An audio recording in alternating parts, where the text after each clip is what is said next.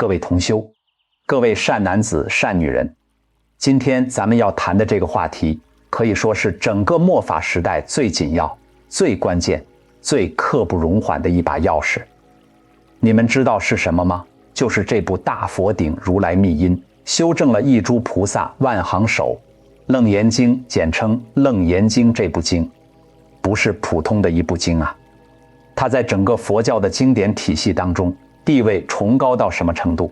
一句话，它是末法时代的照妖镜，是修行路上的试金石，是辨别正邪是非的法眼藏，是我们这些生活在黑暗当中的众生能够照破无明，出离生死苦海的一盏明灯。佛在经里早在2500年前就做出了一个惊人的预言，他说等到他老人家灭度之后，到了末法时期，这个世道上邪师说法就像恒河里面的沙子一样多，数都数不清楚。大家想一想，佛的智慧有多深远，他早就看到了今天这个时代会发生什么。现在你打开手机，打开电脑，走到大街上，你看到的、听到的、接触到的，是不是到处都是号称能渡人、能传法、能解决人生痛苦的大师？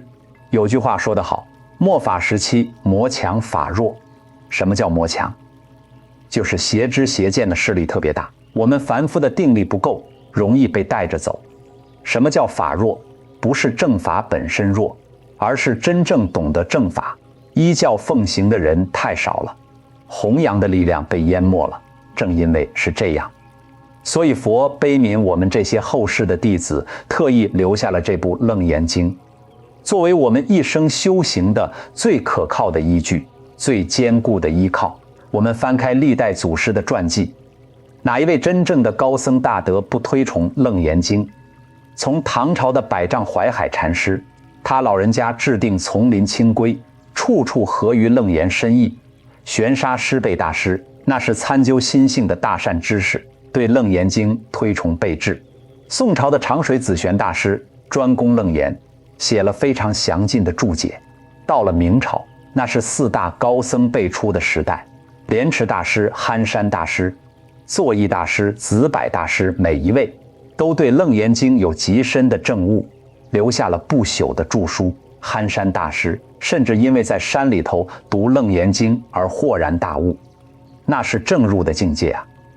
近代的虚云老和尚120岁的高龄，仍然苦口婆心地劝大家要常常读诵《楞严经》，把它当作自己最切身的善知识。印光大师被公认为大势至菩萨化身，他那本文钞里面反复引用《楞严经》的教理，尤其是大势至菩萨念佛。圆通章被列为净土五经之一，宣化上人更是不遗余力地在西方弘扬《楞严经》。他老人家讲了整部《楞严经》浅释，并且一再强调《楞严经》在佛在此经灭，佛法便灭。有人说，这会不会说得太夸张了？一部经怎么可能决定佛教的存亡？各位同修，这绝对没有夸张。《楞严经》里面包含了什么？它包含了辨别邪魔外道的所有标准，包含了修行的次第和原理，包含了50种阴魔的详细描述，包含了4种清净明悔这样的戒律根本。一旦这部经从世间消失，那么修行人将失去判断方向的能力，不知道哪个是对的，哪个是错的。邪师说什么就是什么，没有《楞严经》，这把尺子量一量，大家就稀里糊涂地跟着跑了，最终全部掉进火坑里。所以说是关系佛法存亡，绝对不为过。修学《楞严经》有什么利益？利益大到不可思议。你如果能真正把这部经读通读懂了，哪怕只是把楞严咒背下来了，按照经理去修，你这一生决定不会走错路。这部经就像一个大慈大悲的导航仪，能让你在黑暗的末法时代找到回家的方向，能破除掉你心中无始劫以来的无明惑业，能让你的心逐渐回到清净本来。但是大家也要有心理准备，道高一尺，魔高一丈。真正发心要修学楞严正法的人，一定会遭到诸多的障碍和考验。魔王波旬最恨这部经，他会用各种方式来干扰你，让你生退心，让你产生怀疑，让你觉得太深太难，学不会，或者让你遇到种种不顺。为什么？因为魔王最怕的就是有人真正觉悟，真正出离。一旦你脱离了生死轮回，他手下的眷属就少了一个。这部伟大经典的来历，本身就是一段血泪交织的故事，惊天动地，感人肺腑。大家知不知道为什么这部经叫血经班腊密地？法师是古印度人，他发下大愿，要把这部当时被印度奉为国宝，严禁私自带出国境的楞严经传到震旦，也就是中国来。他第一次偷偷带着经书出境，过边关的时候被查获了，经文被没收，人也被抓起来审问第二次。他又尝试了一次，把经文藏在了别的地方，结果还是被人发现了，差点连命都搭上了。大家想一想，一般人遇到2次这么大的挫败，早就放弃了，算了，这是天意不让传就算了。但是班腊密地法师不是一般人啊，他是个真正发了菩提心的菩萨。他想了很久，终于想到了一个办法。什么办法？他把经文抄写在极细极薄的白色绢布上，写完后把它卷成一个很小的卷子，然后把它用蜡密封好。接着他用刀在自己手臂上切开一道深深的口子，把这个蜡丸塞进肌肉里面，再把裂开的皮缝合起来，敷上药，等伤口长好之后，外表完全看不出破绽，这才再一次上路。你们想想看，这是常人能做出的事情吗？那种疼痛是一般人无法想象的，我们被针扎一下都疼得跳起来。他是在自己身上活生生地割开一个洞啊，班腊密地。法师为了什么？不是为了名，不是为了利，更不是为了自己能有什么好处，他是为了我们这些在末法时代挣扎的众生啊。他知道没有楞严经的照妖镜后世弟子不知道要被欺骗成什么样子，所以他宁愿忍受身体的剧痛，也要把这个法宝送到中国来。历尽千辛万苦，他终于乘船抵达了广州。那时正好是中宗皇帝时期，有一位大臣叫房荣，被贬到广州做地方官。房荣本身是个虔诚的佛教徒，他得知有一位印度高僧带来了稀有的经典，喜出望外，赶紧把法师迎请到自己的官邸安顿下来。接下来就是要取出经文了般。腊密地法师再次割开手臂，取出了那个蜡丸。打开一看，大家全都傻眼了，因为伤口愈合的过程中，血水早已渗透进去，整卷经文已经被血浸成了暗红色的一团，字迹根本分不清。房荣急得满头大汗，这可怎么办？费了这么大的代价把经带来了，结果没法看。这时候奇迹发生了，有一个哑女不知道为什么来到房府，她用手比比划划的表示要用奶水来泡洗经卷。大家半信半疑的试了，果然血迹被奶水化开了，经文上面的字迹竟然完好无损地显现了出来。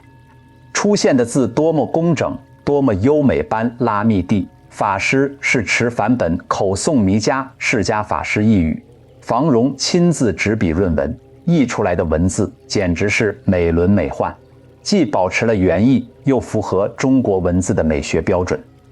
所以今天我们读到的每一个字都是菩萨用鲜血和慈悲换来的，每一个字都有不可思议的加持力。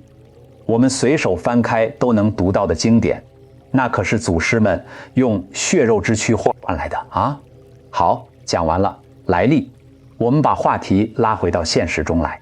什么是末法时代的怪现状？那简直是花样百出，层出不穷，令人痛心疾首。第一怪，动辄自称佛菩萨再来。你看现在网上各种佛教道场里面，有多少人公开说自己是某某佛、某某菩萨的化身？你到街上去随便一转，有说自己是释迦牟尼佛再来的，有说自己是观世音菩萨化身的，有说自己是文殊师利菩萨转世的，有说自己是弥勒菩萨下生的，还有什么六祖慧能、虚云老和尚转世的。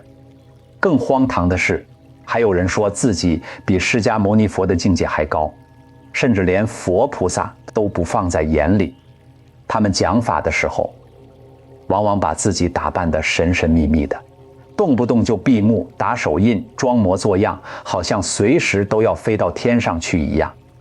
然后身边一群徒众五体投地，像疯了一样地顶礼膜拜，磕头如捣蒜。这叫什么？这叫迷信，这叫愚痴，这叫被邪说迷惑了心智。楞严经是怎么说的？佛清清楚楚、明明白白地告诉我们，一切真正的佛菩萨、大阿罗汉，他们在度化众生的时候，绝对不会向任何人公开透露自己的身份。如果因为特殊的因缘，真实身份不小心被说破了，比如有正量的善知识识破了，他是大菩萨再来，那么这个人就必须立刻离开这个世界，不会再留在人间了。你们翻开寒山拾得的公案看一看，这两位大士是文殊菩萨和普贤菩萨的化现，在国清寺里面做着最脏最累的活儿，没人知道他们的身份。后来有个叫驴丘印的官员，受了风干禅师的指点，去诚心参访，结果到了地方寒山拾得两位大士，一看身份被识破了，马上后退着走进岩壁之中，再也没有出来过。哪有像现在的人，脖子上挂牌子，网上发帖子，逢人就说我是某某佛菩萨再来的。这种人，你只要用楞严经一照，原形毕露。这不是再来，这是再来骗人的，这是打大妄语，打大妄语的果报，你们知道是什么吗？不是下辈子还做人，是直接堕入地狱，金刚地狱永无出期。佛说的话不是吓唬我们，因果不虚啊。第二怪，搞个人崇拜，搞邪教组织。真的，有些所谓的上师法王活佛，甚至是一些在家居士，自己自称开悟了成道了，然后收了几百几千个徒弟，要求所有徒弟都必须无条件服从，不可以有任何个人的思想，他说什么就是圣旨。徒弟们不能问为什么，不能提出任何疑问，你的钱就是他的钱，你的人就是他的人，连你的家庭、你的子女都要听他的安排。他住在豪华的别墅里，出入有豪车，身边美女环绕，过的是帝王一样的生活。那些可怜的徒弟呢，倾家荡产给他供养，甚至卖房子卖地来供他挥霍。这哪是佛教？这是黑社会，这是邪教。佛事的时候，释迦牟尼佛自己都在僧团里和大家一起吃、一起住、一起托钵。他说过，我一僧数，我也是僧团中的一员，没有什么特殊待遇。真正的善知识绝对不允许个人崇拜，绝对不收不合法的供养，绝对不会把自己当成教主或者神。谁把自己捧上神坛，谁就是在造业。第三怪，不持戒律，纵欲滥交。这个是末法时代最明显的魔的标志。楞严经里佛为我们开示了4种清净明慧，也就是4个绝对不能违背的原则：断淫、断杀、断偷、断妄。其中第1条断淫佛说得非常恳切，非常严厉。若不断淫修禅定者，如蒸砂石，欲其成饭。经百千劫指明热杀，就是说你一边不放弃淫欲，一边想修禅定成道，那是永远不可能的。就像你想把沙子煮成米饭一样，煮多少劫也还是沙子。可偏偏有些邪师明目张胆地违背这一条，他们不仅不断淫，反而把淫欲美化为最高法门，说什么淫、怒痴即戒定慧，说什么一边修行一边双修才能最快成就。他们把男女之事包装成无上瑜伽，秘密灌顶，气脉双运，骗了多少良家妇女，毁了多少人的法身慧命。这些邪师有一个共同的贪著，就是楞严经中50阴魔的真实写照。他们在色阴、受阴、想阴区域都出了偏离了修行的正轨，第四怪排斥三宝，自赞毁他。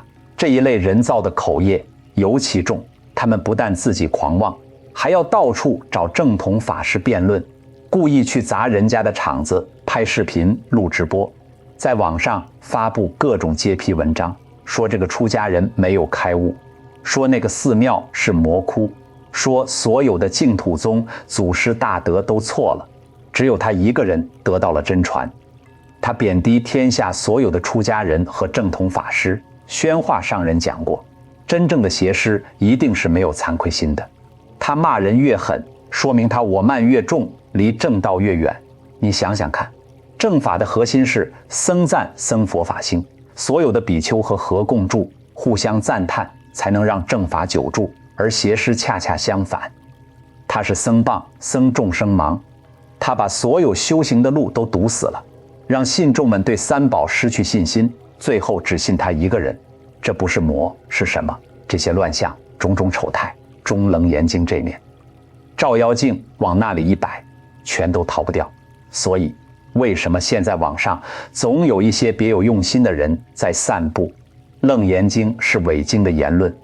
为什么总有人用各种学术考证去否定楞严经的真实性？道理很简单，因为就算是个坏人，他也怕楞严经这个照妖镜，他想让你扔掉这个镜子，他才好继续骗人。莲池大师早就看穿了这一点，他在《竹窗随笔》里痛斥这些无知妄人，你们这些人连佛经都敢怀疑，说他是中国人伪造的，你们也不动动脑筋想一想，楞严经的义理之精深，术语之精准，结构之严密，是凡夫能写得出来的吗？就连孔老夫子、孟老夫子那样的圣人也写不出这样的文字。房荣再厉害，他也只是个文人，他哪来的智慧写出《楞严经》这种大乘究竟了义的经典？否认《楞严经》的人，等于是在否认整个佛法体系中的正法掩藏。好了，讲到这里，大家可能要问了，师父既然《楞严经》讲得这么清楚，邪师有这么明显的破绽，为什么还是有那么多的人上当受骗？难道大家都是傻子吗？各位，不是人家傻，人心都是肉长的，谁都不想上当受骗。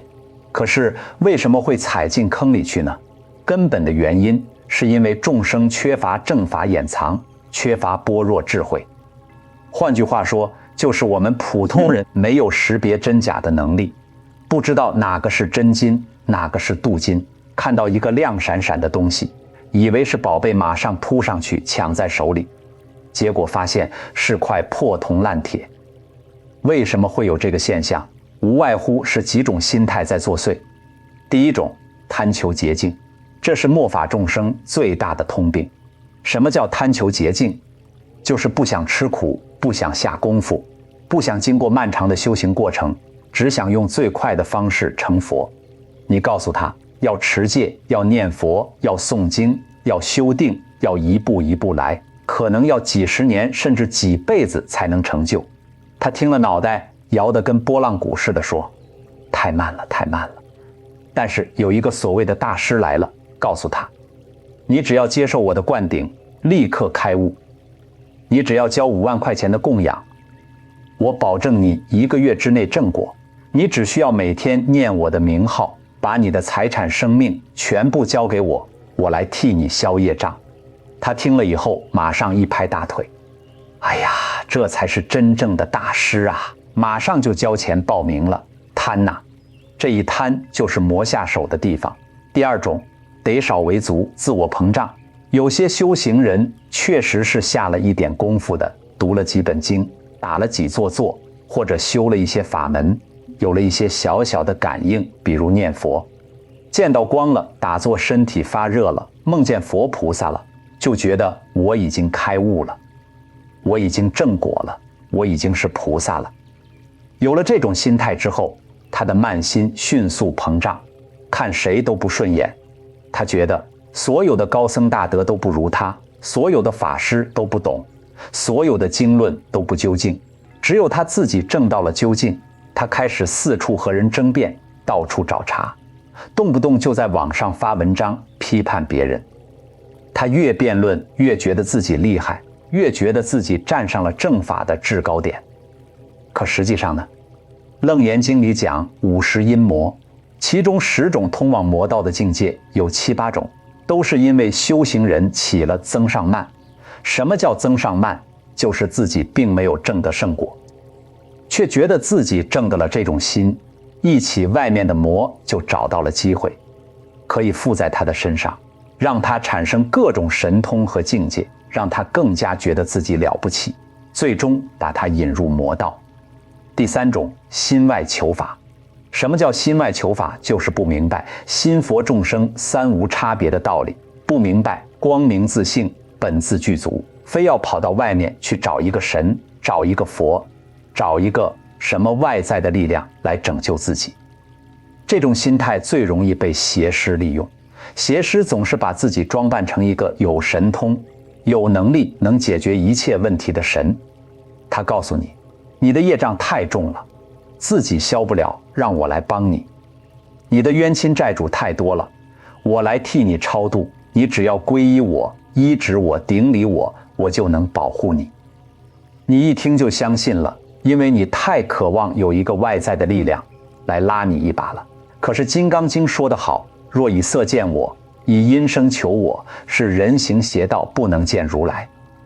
真正的修行是要回归自心，在心地上下功夫向外求，永远求不到。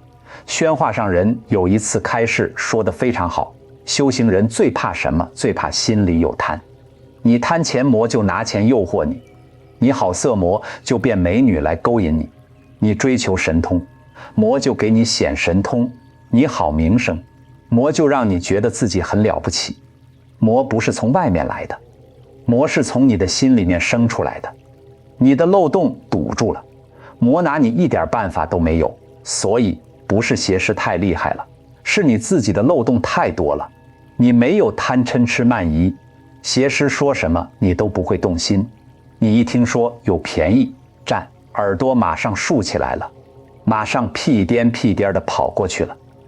一盲引众盲向将入火坑，这句话出自永嘉大师的正道歌，说的就是末法时代的惨状。一个瞎子领路，后面跟着100个瞎子，大家拼命地往前走，最后全掉进火坑里，烧死了。你说惨不惨？更惨的是，那个领路的瞎子和后面跟着的瞎子，他们都觉得自己走的是正道。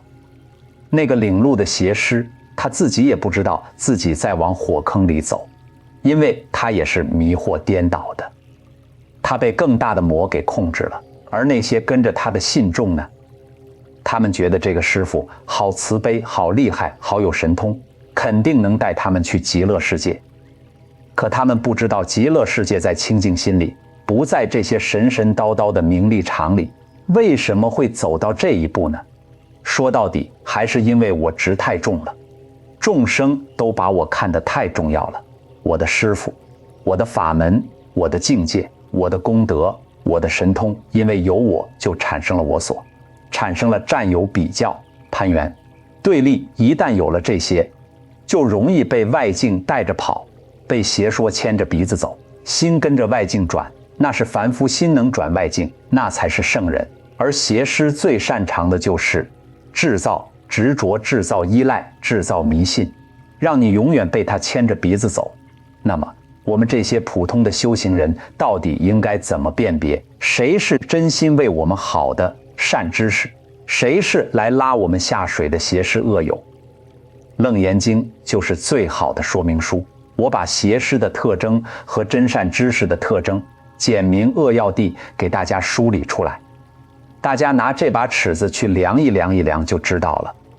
先讲邪师的特征，就像照妖镜照现行一样，他们大概逃不出以下这几种显象。第一，狂妄自大，大我慢。邪师的特征非常明显，他一定是自我标榜的。你什么时候见过一个邪师很谦虚？不可能的，他一定是天上天下唯我独尊的架势开口闭口，只有我懂正法，所有人都错了，只有我没错。他喜欢贬低一切正统的出家众，这个法师没有开悟，那个法师是魔子魔孙。所有的寺庙都是洗脑的地方，骂的人越多，越显示他独得真传。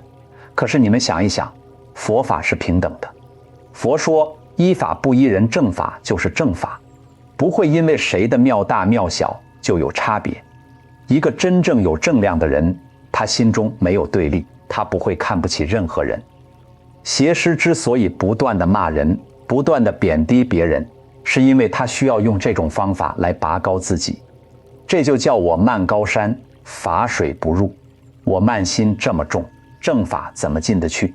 第二，轻慢众生，势利眼假。大师的慈悲是假的，有选择性的。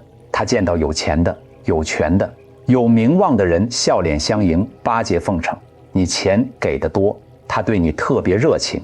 要是见到一个穷人、一个病人、一个没有社会地位的人，他连看都懒得看一眼，甚至不耐烦呵斥你，赶你走。这与佛菩萨的平等大悲完全相违背。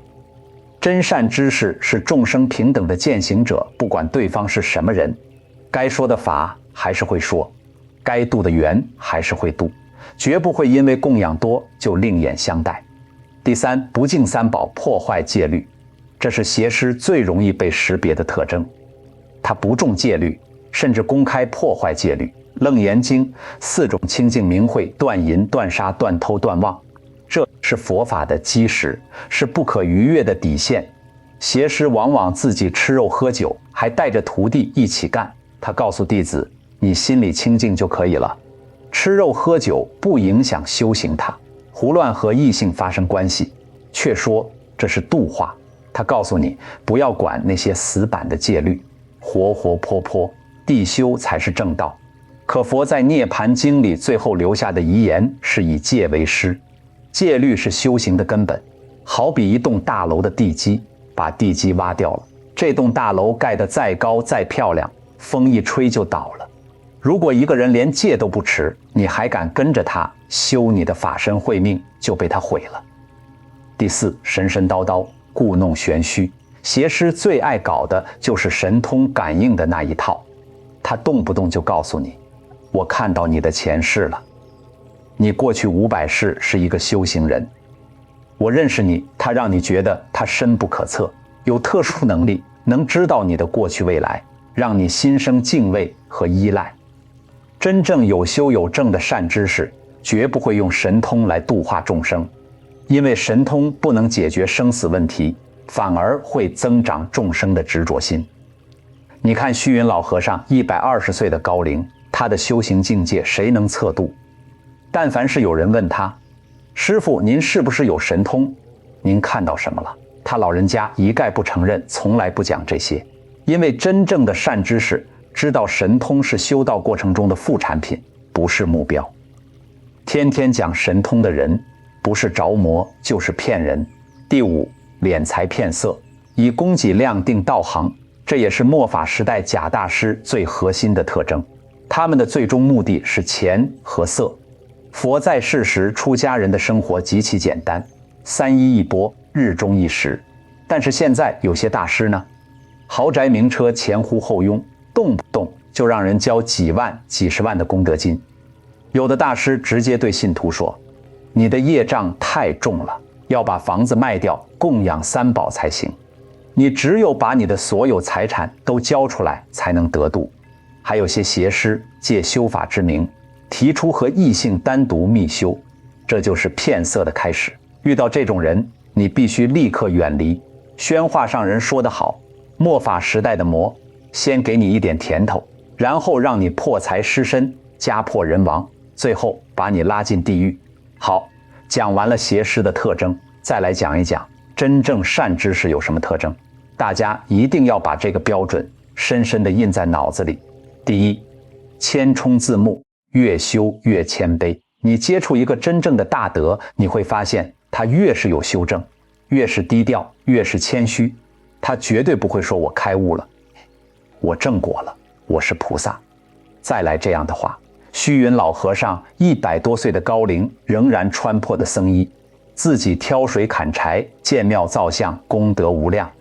有人问他是不是菩萨再来，他马上摆手说：不要乱讲，我是一个业障深重的凡夫，连吃饭都是浪费信施。印光大师被人说是大势至菩萨再来，他非常严厉地呵斥，不许大家这样说，真正的菩萨绝对不会有我是菩萨这种念头，有这种念头的一定是凡夫。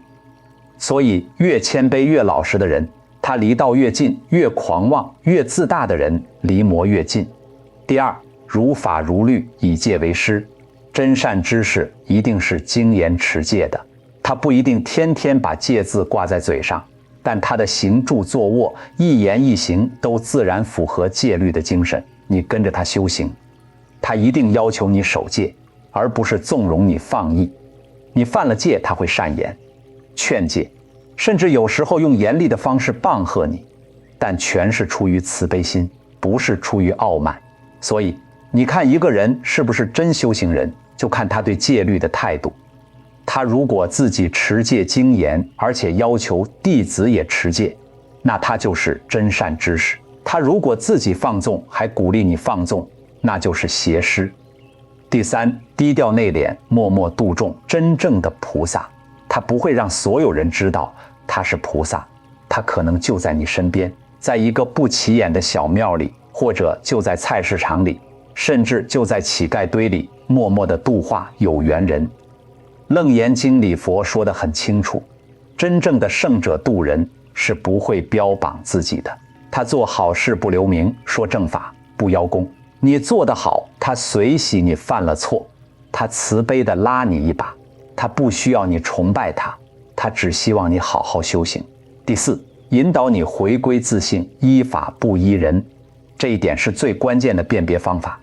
真善知识的教学就好像用手指指向月亮，它的作用是告诉你月亮在哪边，而不是让你拜他的手指头。如果他说你们要记住我这个人，你们要听我的话，你们要跟我走，那就错了。如果他说你们要依经所说，你们要回归自心，你们要看破放下，那就是对的。佛在涅槃经里最后强调四依法：依法不依人，依义不依语，依智不依时，依了义不依不了义。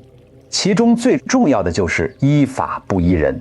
你认得不认得善知识，不是看他人长得帅不帅，有没有名望，有多少粉丝，而是看他讲的法跟佛经一不一样。完全一致的就是善知识，经过了歪曲的、添油加醋的，就要警惕一句话。楞严经就是最好的印证，他有本事站在楞严经面前，让佛来验证他，看他还能不能嘴硬。各位同修，我为什么苦口婆心地讲这么多？因为看到太多的人把宝贵的生命和钱财白白地葬送在了这些人手里，我感到无比的痛心。跟错了人，走错了路，现实中的代价是非常惨烈的。你听没听说过，有信众听了邪师的话，把自己唯一的房子卖了，全部拿去供养，结果邪师买豪车买别墅，自己直到现在还欠着一屁股债，住着出租屋，夫妻天天吵架，孩子也没有钱上学，最后家庭破裂。有的女众信众被邪师以双修的名义侵犯了之后，身心受到了极大的伤害，患上了严重的抑郁症，甚至有人选择了自杀，还有的人跟着邪师搞所谓的功法，练得走火入魔，精神失常，进了精神病院。像这样的案例，新闻报道里寺院道场的接待处还少吗？倾家荡产，妻离子散，精神失常，这就是着魔的代价。但这些还只是这一辈子的报应，更可怕的是什么呢？是来世的果报。一个邪师用他自己错误的理解教人走错了路，这叫坏他人，法身慧命。这个罪过有多大？比杀人还重。你杀人只是杀了他这一世的身体，你误导了他的修行，却让他生生世世都沉浸在无明和邪见当中，那你就把他的一切种善根的机会都给毁了。而跟随邪师的信众，因为没有正知正见，跟着谤佛谤法谤僧，造下了无边的口业，最后一起堕入三恶道，永无出期。这就是一盲引众盲，项江入火坑最真实的体现。所以《楞严经》是何等的重要，从古至今，历代的高僧大德，没有一个人不赞叹并重视这部大经的。虚云老和尚在100多岁时还反复叮嘱信众，现在是末法时代，邪魔外道，很多大家应当熟读《楞严经》，遇到邪魔外道才不会迷惑颠倒。宣化上人也曾开示，末法时期天魔外道邪师说法会多得无法想象，这些邪师他们的法宝就是造谣生事、挑拨离间、妖言惑众，而我们修行人的法宝是什么呢？就是《楞严经》。你们要常常读诵《楞严经》，把它背得滚瓜烂熟，这就是修行的护身符。今天我们有幸听闻到正法，有这个福报读到这部《楞严经》，这是多生多劫的善根成熟了。要知道，不是每个人都有这样的因缘的，多少人一生都在烦恼和痛苦中度过，连佛的名字都没有听说过。我们今天能读到这部由祖师用生命换来的经典，真的是无比的珍贵和稀有。我恳切地呼吁大家一定要深入经藏，不要被那些五花八门的外道所惑乱，要建立正知正见，把《楞严经》和《楞严咒》当作你一生修行的定课，老实念佛，安住当下，不要被那些神通感应、灌顶、加持所迷惑，这些都不是正法。正法是什么？是让我们看破、放下，回归本心。邪师只会让你变得更加贪恋、更加执着、更加狂妄，一个让你越来越烦恼、越来越痛苦、越来越自我膨胀的人，绝对不是善知识。修行的路没有任何捷径，不经一番寒彻骨，怎得梅花扑鼻香？那些天天夸口说可以让你速成的，一定是骗人的。老老实实的读经、持戒、念佛、修定，这才是佛陀留给我们的正道经文在。善知识就在，信心在，西方就在。大家一定要把心眼擦干净、擦亮了，看清谁是魔，谁是佛，不要被那些花里胡哨的东西蒙蔽了双眼。最后，我们以一句至诚恳切的佛号，回向给所有还在迷惑中、还在痛苦中的众生，回向给把正法带到中国的般剌密地菩萨，回向给历代弘扬楞严正法的祖师大德。南无阿弥陀佛，南无阿弥陀佛，南无阿弥陀佛。愿大家都能开启般若智慧，树立正知正见，深入经藏，老实修行，不被五花八门的外道惑乱，清净自信，不被妖魔鬼怪打乱了你的修行道路。从今天开始，每天读一品《楞严经》，把楞严咒背起来，种什么因得什么果。你今生在正法上下了功夫，来世一定不退转，决定得生净土。南无阿弥陀佛。